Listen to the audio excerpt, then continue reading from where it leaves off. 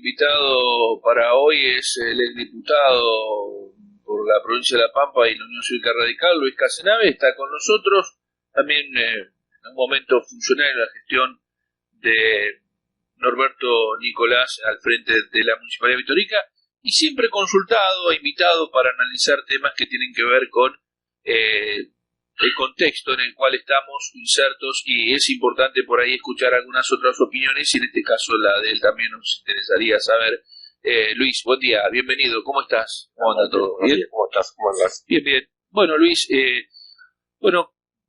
¿cómo ves la realidad en este momento? ¿Cuál es tu lectura respecto a todo lo que ha ido, digamos, todo el agua que ha cruzado bajo el puente, ¿no? ¿Cómo lo inicias a esto? No, yo creo que son tiempos fundamentales, y cuando digo fundamentales digo eso nada más, que son fundamentales. No sé si es para bien, creo que estamos viviendo tiempos que son históricos. ¿Para dónde va a salir disparado esto y cuál va a ser la consecuencia? Yo no puedo asegurarlo. Uno puede suponer o puede intuir cómo viene o cómo termina, pero en todos casos sería una irresponsabilidad hoy decir que esto termina así o que termina así, porque si algo tiene de lindo la política, si algo tiene de lindo esta profesión que uno ha abrazado desde siempre con una suerte, no como una suerte de conchavo eterno, sino como una suerte de pelear y de luchar por lo que uno cree que son sus convicciones. Decía, si algo tiene de lindo es la imprevisibilidad. Yo siempre digo que en política lo que hoy era una verdad revelada, mañana pasa a ser una mentira fragante, y lo que antes era una mentira o un ridículo o un grotesco pasa a ser una realidad que a veces no queremos reconocer. ¿Qué es lo que ha pasado? Yo creo que es el fin de un ciclo, y cuando uno dice que es el fin de un ciclo, seguramente alguien empieza a suponer que está diciendo que nace algo nuevo. Yo no sé qué es lo que va a terminar naciendo de esto, es más, no sé si es bueno o es malo, esto es así, y no sé si va a ser mejor o peor.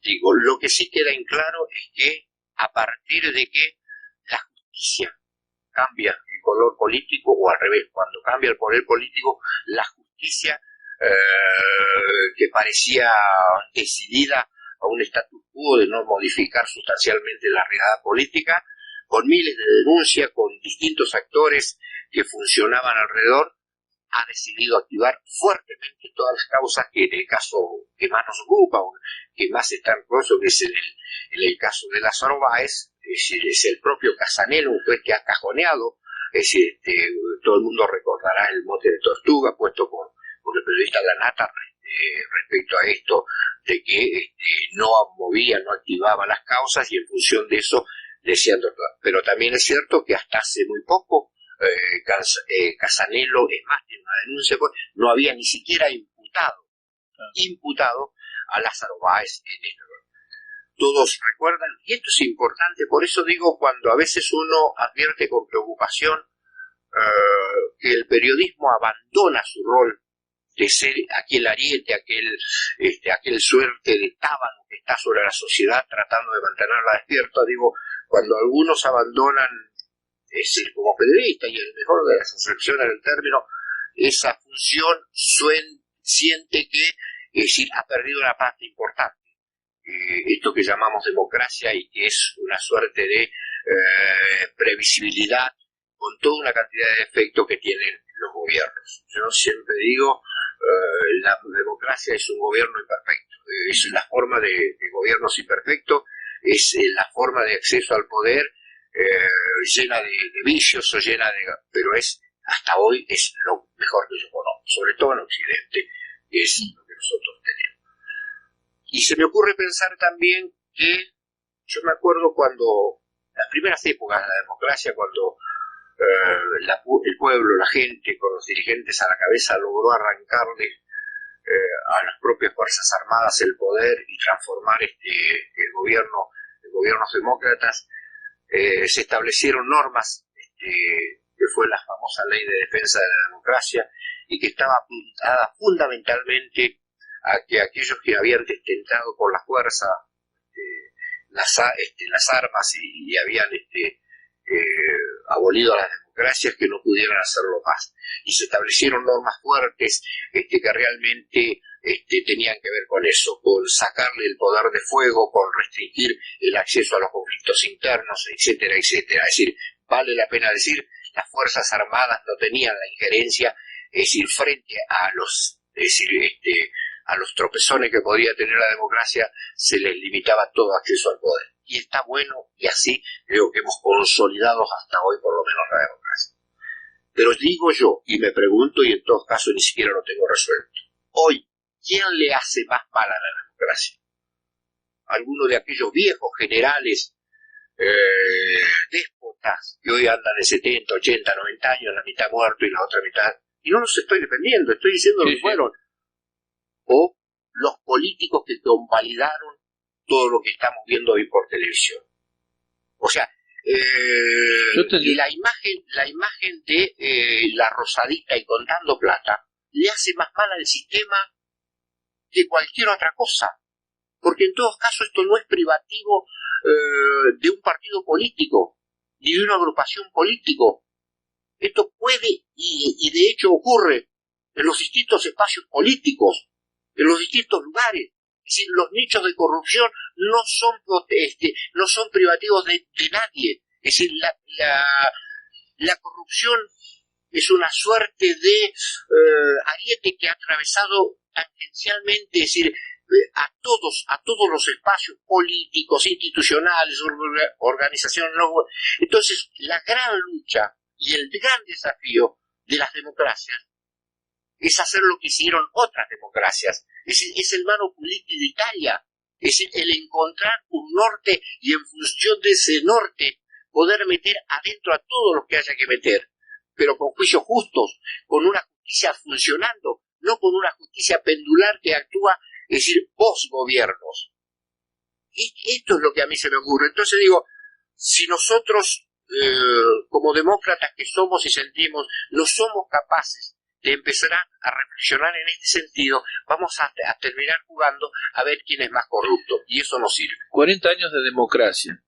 Hace poco hay una ley que se hace a la memoria del último golpe que fue contra la democracia. De estos 40 años, la clase política dirigencial, bueno, ya muchos no están, ya han pasado, muchos han quedado en el camino.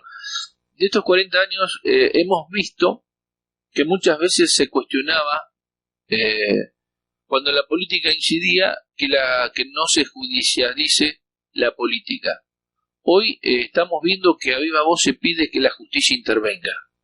La justicia en eso, digamos, es una balanza imperfecta. A ver, ¿hasta dónde la responsabilidad? Yo el otro día hacía un análisis y digo que la clase política dirigencial, los jóvenes políticos que hoy existen, más los que han pasado, ya prácticamente tienen 70 años de vida vivida. No importa cuál, la medida los meto todos en la misma bolsa. Digo, hoy reclamamos, se ha degradado la política. Se pide a la justicia que intervenga. ¿Hasta dónde crees vos, Luis, que la justicia puede intervenir? Cuando lo tuvo que hacer, vamos a hablar del juicio de la Junta y de todo lo que trajo aparejado, o sea, sacar de la galera algo que no está en el seno de la justicia. ¿Cómo ves esto en esta, o sea, se dice que, bueno, digamos como que la justicia no se ha entrelazado, ¿no?, en las etapas de la sociedad argentina o la democracia? ¿Cómo ves vos esto?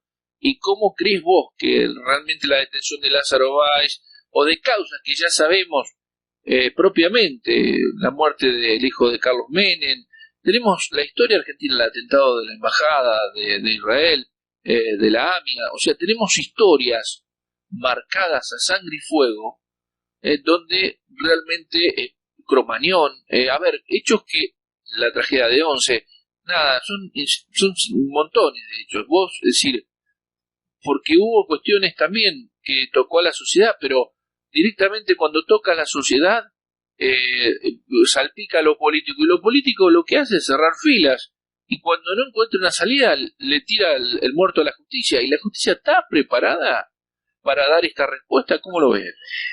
En principio me parece que dos o tres cosas. que la gente salga a pedirle a la justicia que haga lo que la política no puede, no quiere o no sabe hacer, es el primer fracaso de la política. Y con cada una de las cosas que vaya diciendo voy a tratar de ejemplificar para no irnos por las tangentes. Ayer en un programa de televisión, y lo repito porque lo dijo textual, con los milicos la pobreza era del 4%. Después de 40 años de democracia anda entre el 30%. Firmado alguien que no se puede decir que es decir, viene de derecha o que viene a decir, se llama Graciela Camaño, es una dirigente importantísima del PJ. ¿Qué estaba diciendo? Estaba diciendo, señores, esta democracia que todos queremos, que bancamos, ha tenido y tiene grandísimas deudas que no ha resuelto, no ha sabido, no ha podido, no ha querido. Entonces ahora un pueblo ávido de justicia, un pueblo ávido de equidad, sale a pedirle a justicia que haga lo que la política no es capaz de hacer. ¿Y por qué no es capaz de hacer? Porque también vale la pena decirlo lo que ha ocurrido con la política y los políticos. Antes la política, la formación de un dirigente político empezaba en la unidad básica, empezaba en el comité. El que tenía la suerte de ir a la universidad empezaba las grandes discusiones por sus convicciones y sus ideas en los centros de estudiantes, se proyectaba hacia afuera y cuando llegaba realmente a ocupar algún cargo venía con una convicción y con una formación que había mamá. Hoy es al revés, hoy alguien ocupa un cargo primero y después le dan un cargo político para que defienda una estructura o para que sea la cáscara de una estructura. Y es totalmente al revés. Primero, pero cuando digo la militancia, no es la militancia tipo billutería, es la militancia en serio. Hay gente que ha militado 20, 30, 40 años en partidos políticos y nunca ocupó un cargo. Y siguen siendo referencias de ideas, de luchas, de peleas, de convicciones. Y o sea, militancia es un buen término, pero también hubo la militancia paga. Bueno, de esto contratada, estamos hablando. De esto estamos hablando. Se rompió también. ¿Qué es lo que ve uno? Hoy ve uno que lo mismo que discutíamos, es decir, entre cuatro paredes en un centro de estudiantes, o en una asamblea universitaria, o en los partidos políticos, o en los comités, a cualquiera de los niveles, provinciales, municipales o nacionales, hoy se discute mal por televisión, y en el fragor de la discusión te mandan a una tanda. Entonces el que gana la discusión, entre comillas, si es que alguien la gana, es el que grita más fuerte. Nadie se escucha, todos van y le hacen un discurso. A ver, Intratables es el grotesco de la política argentina, donde van, yo respeto, es decir, los que van a Intratables, los respeto. Ahora, no me pueden decir que esto marca límites, marca nortes. Es decir, no, la discusión, estoy diciendo hay que abolir eso, no. Es decir, miremoslo Intratable, miremos absolutamente todo, pero no pensemos que eso da formación ni contenidos. Eso lo único que hace es colectivizar pensamientos, es decir, no genera debate per se. Entonces, a mí se me ocurre que hace falta formación. Hoy cualquiera está en cualquier lado. Es decir, alguien que supone o vende bien su imagen, es decir, la llegada de políticos famosos o empresarios a la política tiene que ver con eso, porque tenían un grado de visibilidad y a partir de ese grado de visibilidad salieron, y hay grandes logros en eso, pero también hay grandes fracasos. La formación política hoy pasa por otros lugares y entonces la política se llenó de asesores, de imagen, de contenidos, de discursos. Hoy nada es real. Hay una política virtual que es la que pasa por los medios y hay una política real. Y en el medio llena de operadores, es decir, que definen o que venden a un político como si fuese un producto. Y quienes no son parte de eso, quienes no se avienen a ser parte de eso, quedan relegados por el propio sistema. Es decir, el tipo que se le ocurre pararse o plantearse y decir, che, está todo bien, pero yo no estoy de acuerdo con esto. Es decir, ese tipo, el propio sistema, como una suerte de fuerza centrífuga, cuando tiene poder específico, lo saca de en el medio. Va a los costados, y la rueda sigue girando. Es la fuerza centrífuga de ese peso, quien tiene peso específico, seguramente va quedando relegado. Y así tenemos que la política se va haciendo y va repitiendo los mismos actores. Los mismos. Y también es cierto que el propio sistema trata de ridiculizar, trata de marginar. A ver, decíamos recién fuera del micrófono y me parece que vale la pena decirlo. Yo nunca la voté a Elisa Carrió. Nunca la voté, para ningún cargo. Ahora, todos los que la ridiculizaron, los que la maquistaban, absolutamente todos, ¿qué tienen para decir hoy? Cuando en plena apogeo de este proyecto se paró en el medio y empezó a decir las cosas como correspondían. Por lo menos tengan la altura para pedirle disculpas. Es decir, yo compro todo lo de Elisa Carrió como dirigente, no para nada. Yo creo que tiene una gran dosis de egocentrismo que a veces, pero es decir, discutamos lo que dice, discutamos su discurso. A ver, 3 mujeres, 4 mujeres. Entonces cuando a veces, esto también tiene que ver con la ley de cupo, ¿no? Sí. Es decir, quienes se han echado al hombro, esta suerte de rodear de ética la democracia son 3 mujeres. Margarita Stolbizer, es decir, Lilita Carrió, Graciela Ocaña, es decir, la misma Graciela Camaño. Entonces digo, y estas no están ahí por los cupos, están por capacidad, por gestión, por honestidad. Entonces, y es más, Carrió está dentro del gobierno y ha sido crítica, bueno, que después te lo voy a preguntar. Esto está bueno, esto está bueno, de lo de Panamá, ¿no? Esto está muy bueno. No se ha callado, ha salido. Que diga, es decir, si los operadores del kirchnerismo en la justicia estaban mal, también está mal que Angelici. Y Angelici ya está procesado por interferencia en la justicia. Y Angelici es hombre de Macri. Es decir, entonces está bueno. Es decir, Macri no necesita que le pase lo mismo que le ha pasado a otros, que se rodearon de obsecuentes, que nadie les marcó la cancha y que en función de eso era una suerte de complacientes aplaudidores. Los gobiernos que se llenan de complacientes aplaudidores terminan como termina esto. Entonces hace falta que alguien empiece a marcar la cancha. Hace falta que alguien empiece a decir, che, está todo bien, pero esto no. Me quedo con la reflexión tuya. Esa fuerza centrífuga que expolia, que saca a aquellos que se plantan, la sociedad, ¿qué hace respecto a esto? O sea, es como que hay un establishment político en las esferas locales, provinciales, nacionales, como que se han instaurado. Ejemplo, uno conoce la historia de partidos donde un candidato a diputado dijo voy yo porque no tengo trabajo y se puso al frente de la lista. A ver, cuando vemos todo esto, bueno, uno por altura se fue de ese lugar, ¿no? Por una cuestión, ¿qué es lo que está pasando? ¿Cómo ve la sociedad? ¿Vos creés que hay anticuerpos necesarios que van a surgir? ¿Cómo lo analizan? Porque tanto les pasa a los políticos como a los que están en la cuestión investigativa, periodistas, que también han estado, digamos, por seguir una línea, son cuestionados, garroteados desde las tribunas. Nada, es decir, hoy pasa algo. Pero la famosa grieta, yo creo que ha llevado absolutamente a esto,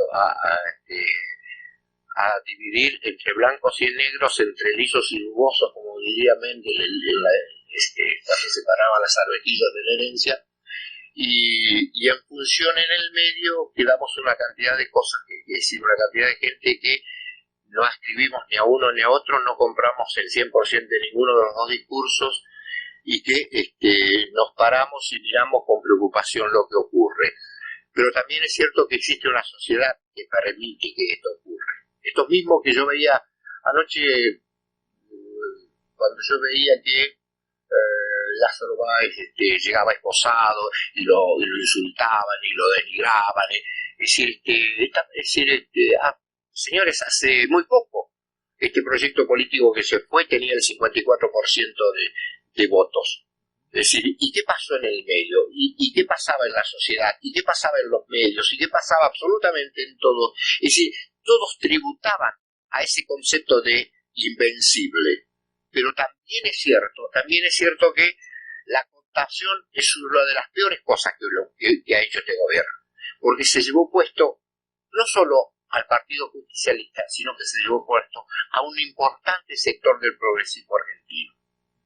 O sea, el progresismo argentino de buena fe compró el discurso. Y en función de eso quedó pegado a ese discurso. Y esas mismas ideas que se utilizaron, es decir, para juntar gente, después no se llevaron a la práctica. Entonces va a ser muy difícil. A ver, ¿por qué gana Macri? Es decir, porque el 51% de la población argentina se pasó a la derecha. No, señor. Porque es evidente que estaban buscando un cambio. Yo estoy convencido que buscaban un cambio. ¿Es el que Macri propone? ¿Es el que Macri va a lograr? No sé, pero estaban buscando. Siempre las sociedades, como nosotros los individuos cuando tratamos de disparar, tratamos de salir para adelante. Sí. Frente a un peligro salimos para adelante. Y esto es lo que ha pasado hoy. Entonces es muy difícil esto que nos está ocurriendo porque nadie sabe cómo termina. Y yo no estoy hablando de que la democracia como instituto esté en peligro, no para nada. Yo creo que está afianzada, yo creo que está consolidada, pero son tiempos que se vienen. Porque así como hubo un tiempo en el cual América Latina estaba de moda los golpes de Estado de los gobiernos militares, también es cierto que hay un tiempo en que las democracias se han parado sobre sí mismas y en función de eso, pararse sobre sí mismas, han empezado a cuestionarse lo que antes eran verdades absolutas y empezar a decir, che, vos eras muy progre, pero yo quiero revisarte los negocios. Y está bien que eso ocurra. Ahora, si yo digo una cosa, si se le hubiese hecho caso al auditor general de la Nación, si se le hubiese hecho caso a los informes, a ver, si la AFIP hubiese controlado, nada de esto hubiese ocurrido. Nada de esto hubiese ocurrido. Entonces, y se insiste en la idea, y por un acuerdo, es decir, quien es uno de los responsables de que esto haya ocurrido, que se llegará y termina siendo el auditor general de la Nación. Entonces, todo esto uno ve que es muy difícil esta maneja. A ver, debido presidente de la Comisión de Obras Públicas de la Nación, debido a que ahora se atropellan por... Entonces voy a decir, che, ¿y el gobierno de esto qué dice? Entonces todo este tipo de cuestiones, y lo peor de todo esto, que se lleva, que se llevan puestas las intenciones de la gente.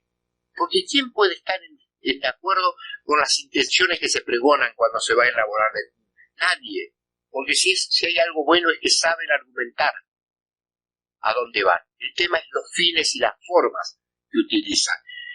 Y yo digo, esto que yo digo hoy, y yo te agradezco, sigo siendo el único lugar donde puedo hablar, lo he dicho adentro, afuera de mi partido, lo he dicho a nivel local, lo he dicho a nivel, y ya, no sé si yo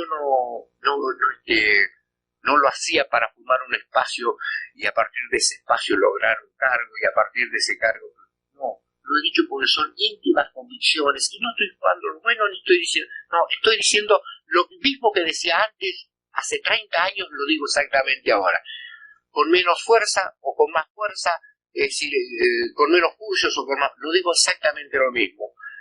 Yo llegué a la política porque creía en la política como instrumento de cambio y de transformación. Por eso llegué a los 29 años, por eso fui diputado a los 29 años. Y por eso después seguí, y por eso después, aunque no haya tenido, y hace mucho tiempo que yo no tengo un cargo, y a lo mejor hasta me hace falta, porque lo único que me propuse en la vida fue lograr una independencia.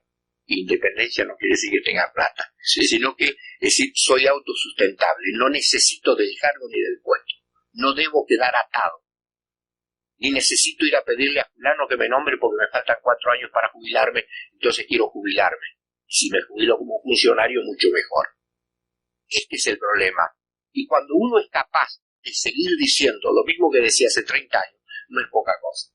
Pero yo no quiero ser autorreferencial, porque antes que uno ha estado muchísima gente en la política y ha sido capaz de gestionar mejor. Lo que sí, para no olvidarnos del nivel provincial, es decir, yo por una cuestión de personal casi, y se me ocurre hablar yo lo hablo a nivel local, a nivel con quien tengo que hablarlo, pero digo, cuando uno ve esta renovación que necesariamente le hace falta a la política, el 10 diciembre del 83, cuando yo curaba mi primer periodo, sentado atrás en los lugares reservados para las autoridades, estaba sentado Rubén Hugo Marín, Carlos Berna y Néstor y Jorge. Hoy por hoy siguen siendo el vértice de la política en la provincia de La Pampa. Hoy por hoy siguen siendo quienes han sido el partido y han sido que han detentado el poder de ese dinero. Y a la luz de eso, que es objetivo, quiero hacer qué le pasó a la provincia de La Pampa con respecto al resto de las provincias. Cómo nos fue en crecimiento, cómo nos fue en desarrollo. Es decir, ya no podemos decir que La Pampa, los empleados públicos cobran el sueldo en tiempo y forma, porque digo, es la obligación. Lo que sí tenemos que reconocer es que La Pampa, comparado con provincias muy similares que tenían un PBI igual, San Luis, por ejemplo, se ha quedado 30 años atrás. Aquello es otra cosa. Nosotros, yo siempre lo pongo como ejemplo, no éramos capaces o nunca fuimos capaces de hacer más de 50 o 60 kilómetros de asfalto por año parlamentario. San Luis en un año hizo 300 kilómetros de autopista, lo cual significa 600 kilómetros de asfalto. Algo debe haber que no sabemos. Es decir, los proyectos faraónicos, inconclusos, fracasados, como la zona franca, como tantos otros proyectos. ¿Y de esto nadie dio cuenta? ¿Y de esto nadie se acuerda? Un frigorífico que hace 4 años, o 6 años, o 8 años, por la última gestión de Berna, que todavía lo tiene la provincia llave en mano, que costó 60 millones de pesos y que nadie sabe qué hacer. ¿Qué frigorífico? El de Bernasconi. Que se han intentado, y de eso nadie se hace cargo. Entonces, estas son las políticas de desarrollo que no ha tenido la provincia de La Pampa. Estas son las políticas de desarrollo que no se han implementado. El gran generador de mano de obra sigue siendo el Estado. O sea, es decir, y esto en todos niveles. Entonces, y el Estado no puede ser.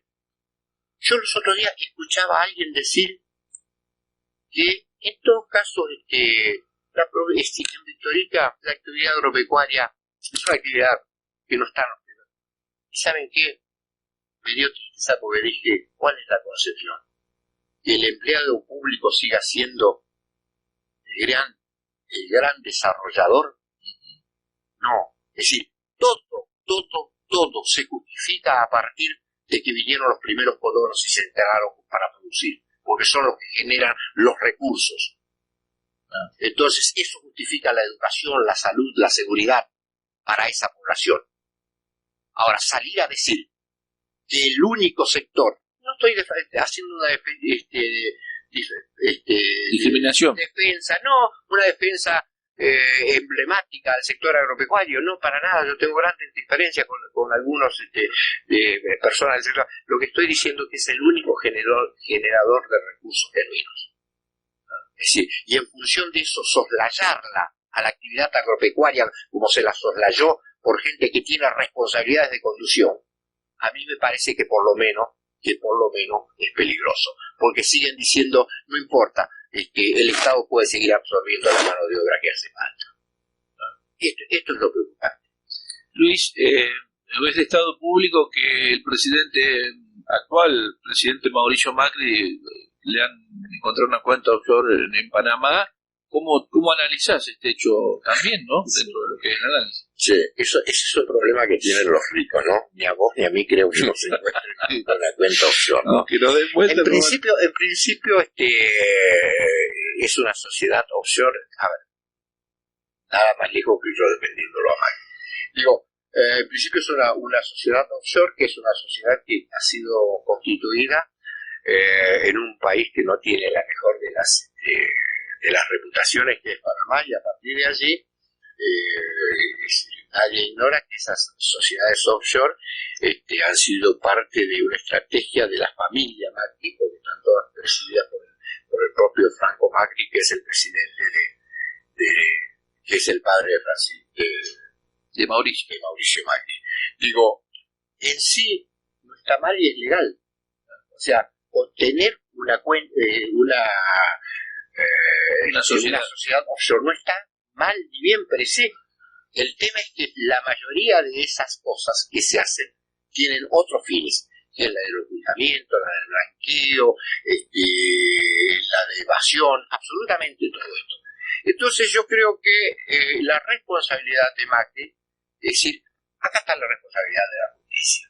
La justicia acá. Porque salir a decir cuando Macri no tenga poder dentro de 10 años, que Macri incurrió en un delito, hace falta que la justicia ya se pronuncie. Hace falta un fiscal investigando de oficio estos trascendidos y que sea capaz de dictaminar rápidamente las responsabilidades que le puedan caber al presidente de la nación por esto que tiene. Él ha dado las explicaciones, que son explicaciones técnico-políticas. Los funcionarios de él han dado las explicaciones. Pero ¿saben qué? Si nosotros queremos realmente una justicia, es decir, hace falta que ahora, contemporáneamente al poder de presidente, un fiscal que los debe haber, con coraje, con fuerza, lo investigue. Creo que las que van a hacer fuerza va a ser olvidarse de Camaño y Massa se lo está planteando. Bueno, me parece bárbaro. Que está bueno esto, ¿no? Que haya gente dentro de un gobierno que cuide la institucionalidad y la democracia, o sea, no solamente la república, ¿no? Porque es esto me parece el reaseguro más importante de todo lo otro, porque si vos permitís que se hagan todo tipo de negocios, que nadie controle nada, por eso esas mismas consecuencias que a veces suelen tener esta suerte de giradores en torno del poder, es decir, eso de callarse, de no importa, porque en definitiva pero fíjate vos qué punto se puso en tela de juicio los medios de comunicación masivos, que Clarín y La Nación firmaron un preacuerdo de no sacar la información hasta no corroborar con la fuente, y explotó, digamos, en Europa primero y ya después, se devoró, ¿no? El tema es como siempre, esto para los que suponen que hay secretos guardados.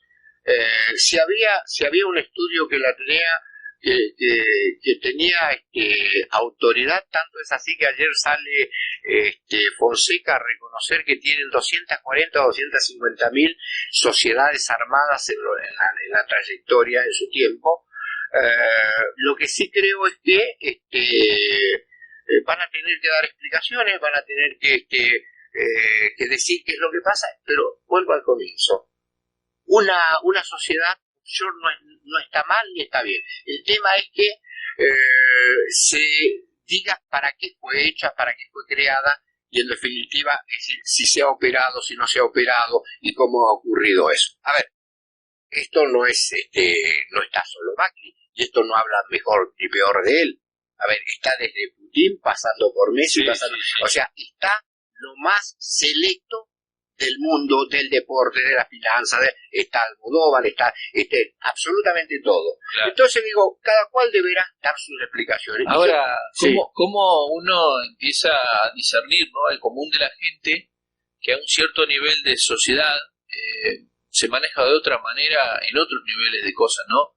Y cómo el mundo parecería que está armado de tal manera que nosotros tenemos una realidad y seguramente, como vos dijiste, estos problemas no los vamos a tener nosotros generalmente tenemos problemas que son mucho más domésticos, es decir, no precisamente tener que explicar una cuenta offshore. A veces tenemos que explicar la que nos falta yo no tengo cuenta en el banco, pero tenemos que explicar la que nos falta en otros lados, ¿no? Pero qué sé yo, ahora un ejemplo, que nos corten la luz. Bueno, por eso que digo, suelen ser los problemas nuestros, ¿no? No sé cómo hago para juntarla el lunes, ¿no? Sí. O cómo hago para juntarla. Pero digo, y esto pareciera que a uno hace tiempo lo inhabilita a participar de todo esto, y en todos casos digo, si este es el costo que hay que pagar por primero haber elegido una forma. Uno no vive como quiere, sino vive como dentro de lo que quiere, como puede. Sí. Y entonces en función de eso yo no reivindico, y nunca lo voy a hacer porque nunca fue mi pensamiento, aquello de que para hacer política haya que ser un menesteroso. No, es decir, a la política deben llegar todos, los que tienen y los que no tienen. El problema es cómo funcionan a partir de eso. Hace poco tiempo terminó de gobernar Chile un hombre que era de derecha. Sí. Fue Sebastián Videla. Y no tuvo denuncias de corrupción, y al poco y vuelve a ganar Bachelet, alguien que está bien, es decir, como progresismo, como una izquierda moderada, pero como izquierda activa, y lo primero que hizo, tuvo denuncias de corrupción de su nuera, de su hijo, de negociados con terreno. Entonces, es decir, lo que primero que hay que sacar es la ideología de todo lo que tenga que ver con la corrupción. O sea, esto de decir todos los de derecha son chorros y todo, no. Es decir, estamos viendo que esto es una suerte, decía, de cáncer que atraviesa tangencialmente todos los espacios. A ver, no solamente la política, atraviesa el fútbol, atraviesa, nosotros lo hemos visto con la FIFA, va con la AFA, absolutamente con todo. Lo que pasa es que el mundo de la política es lo que más cruza mediáticamente y más nos meten por la caja boba. Bueno, pero debe haber, si te pones a analizar... Lo que pasa es que la política tiene la obligación de ser todo lo más transparente, porque es la que de la cual dependemos nosotros. A ver, las decisiones, el destino de muchos de nosotros, y cuando digo destino es el precio de la educación, el precio del transporte, el precio del combustible, si puedo o no puedo hacer estudiar a mis hijos, si puedo o no puedo tal cosa, dependen de definiciones políticas, dependen de decisiones políticas. Tener más o tener menos. Entonces la política tiene la obligación de ser lo más transparente que se pueda. Y los políticos, cuando uno llega a la política, debe hacerse cargo de que uno está desnudo y en una vidriera. ¿Sabes? Entonces no empezar a decir que porque estoy en política, no. Cuando vos decidiste que la política era una de tus actividades, debes pensar siempre eso. Estás desnudo y en la vidriera. Perfecto. Luis, me interesa saber, siempre has estado, digamos, reclamando cosas que tienen que ver con cuestiones de la cooperativa, has estado siendo partícipe constante, ¿no? Siendo una persona que se considera cooperativista. Hace unos días atrás salió publicado en un medio la situación de que de los 8 pozos que tiene la cooperativa hay 4 que estaban contaminados. ¿Qué estás al tanto? ¿Qué información tenés? ¿Cuál es lo que sabés y cuál es tu opinión respecto a esto?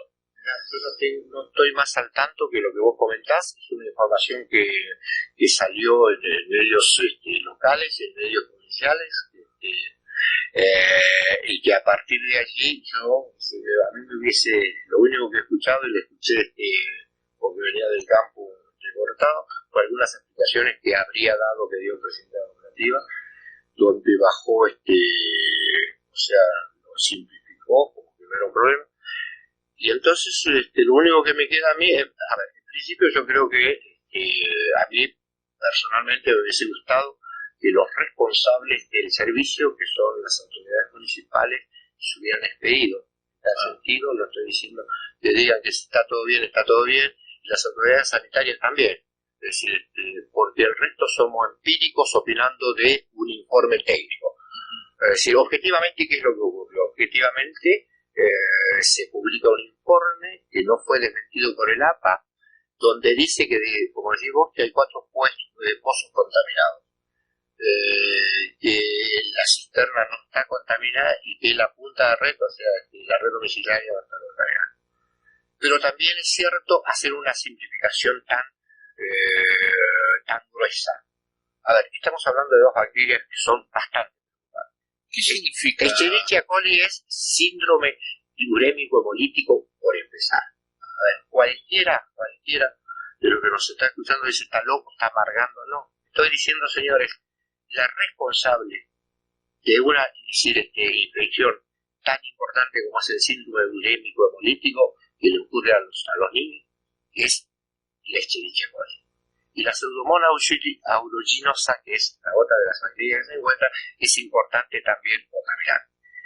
Y entonces, en función de eso, no hace falta salir a decir, esto lo soluciono yo, le echo 2 litros de cloro a los pozos, como dijo el presidente, y a partir de ahí está todo solucionado. No, hace falta un informe técnico, de técnicos, no de empíricos. Los empíricos lo que hacemos es simplificar, y en función de esa simplificación es peligroso las soluciones que se toman. ¿Cómo es esto de que con 2 litros de lavandina por pozo? A ver, tiene que ver con después como humana, tiene que ver por qué se contaminaron, claro. Tiene que haber un monitoreo, yo supongo, constante de esos pozos por parte de los organismos como APA, Pero para que eso ocurra, evidentemente, y yo supongo que las habrán tomado, es decir, el municipio, que es el responsable de que esto ocurra, habrá tomado las precauciones, habrán charlado el tema. Yo no he escuchado pronunciamientos públicos, que de hecho no sé si los habrá habido. Es decir, consultar a las autoridades de salud, digo, porque es cierto que el cloro, es cierto que el cloro mata muchas de estas bacterias, y es cierto que el cloro es la droga de elección para combatir la contaminación, pero también es cierto que si hay pozos contaminados con este nivel de contaminación, por cualquier falla en el sistema de cloración de agua, puede ocurrir una tragedia, puede ocurrir una desgracia. ¿Qué puede pasar puntualmente? Eso sería bueno consultarlo por ahí a un profesional. Bueno, a ver qué pasaría, ¿no? Contaminarse con una cosa o con la otra. Digo, también es cierto que no todas las bacterias son sensibles al cloro. Es decir, entonces en función de eso, a mí personalmente, y ya digo, y a lo mejor ni siquiera se debe tomar en cuenta lo que uno dice, porque a lo mejor ni siquiera tiene objetividad. Lo que sí creo que me hubiese gustado pronunciamientos de los responsables directos de esto, como son, por un lado, las autoridades, que digan, porque a lo mejor está todo bien y tienen la confianza de que no pasa nada, entonces listo, salir y decir, no pasa nada, está todo bien, este informe no cambia la historia. Correcto, listo, tranquilizamos a la población, nos tranquilizamos todos mismos y nadie sale a decir absolutamente nada. Y también las autoridades dicen, che, muchachos, está todo bien. Es decir, porque no habló APA, no habló nadie. Hasta acá lo único que hay es una explicación, y fundamentalmente lo que no se puede hacer de vuelta, ¿hasta cuándo? Es echarle la culpa a los medios de la realidad. Es decir, estar 20 minutos diciendo que la culpa la tiene el diario La Arena, el corresponsal del diario La Arena, los medios. ¡Basta! Ocurrió lo que ocurrió. Explica lo que tenés que explicar. Es decir, esto de que todos los periodistas son buenos, no. Todos los periodistas no son buenos. Todos los medios son buenos, no. Pero esto de que hay una realidad que es objetiva. ¿Por qué el poder actúa, crees vos, que el que está en un cargo de importancia, que se lo ha otorgado a la gente, no es que porque está puesto porque llegó por capacidades, sino que lo ha elegido la gente, actúa de esta manera? O sea, desnosta primero por ahí cuando tiene que tomar una decisión dentro de las facultades que tiene, ¿no? De responsabilidades que tiene, y hacen esta otra, ¿no? La chiquita decir, bueno, no, porque fulano inventa, pero bueno, si alguien dio esa trascendencia de esa investigación, de esa información, lo importante es que se hizo público, por un lado, y bueno, y que por lo menos los que tienen la responsabilidad de decir lo que tienen que decir, como vos decís, tranquilizar a la gente. Claro. Pero se sale con esa cuestión de la chicana, existe, digamos, como que todo lo que está del otro lado es, o sea, no, como que no tiene validez, y lo que yo digo, bueno, es lo que vale, ¿no? En una república, yo decía hoy al comienzo de la charla, Walter decía que en una república el periodismo y los medios deben ser esa suerte de tábano que mantiene despierta a la sociedad y que no permite que sea adormecida. Y a mí me parece que en función de eso, yo puedo o no puedo coincidir, y cuando nos tocó la responsabilidad, la humilde responsabilidad de estar en algún espacio de gestión, mi relación con los medios no era lineal. No tenía, pero a mí nunca se me hubiera ocurrido echarle la culpa a los medios de nuestros errores. Yo no coincidía en absoluto con muchos medios, de hecho no coincido, es decir, ni con sus líneas editoriales, ni con sus formas de trabajo, pero en todos casos siempre traté de explicar desde mi lugar. Es decir, no hacer responsable de lo que pasa, matar al mensajero. El mensajero sigue existiendo. El mensajero debe, es decir, y a mí puede o no puede gustarme más. Por eso esto de amigos y enemigos también se repite a veces en distintos lugares, en distintos espacios. Esto yo lo he dicho hasta el hartazgo, hasta el cansancio.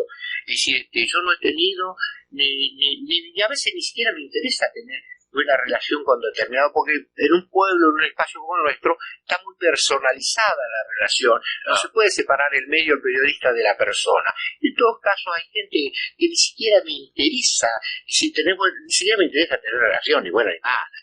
Entonces, hace la tuya y yo hago la mía y es problema tuyo.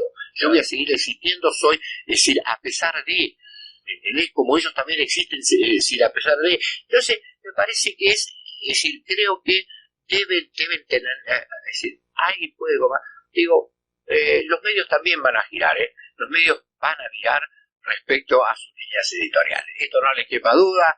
Y los mismos que antes eran los enemigos a vencer van a ser los aplaudidores a festejar. Entonces, yo lo digo hoy, y esto no es una primicia, es cosas que uno empieza a advertir como que están pasando. Es decir, los aborrecidos de ayer van a ser con los que vamos a pactar ahora. ¿Está? Luis, gracias por tu tiempo.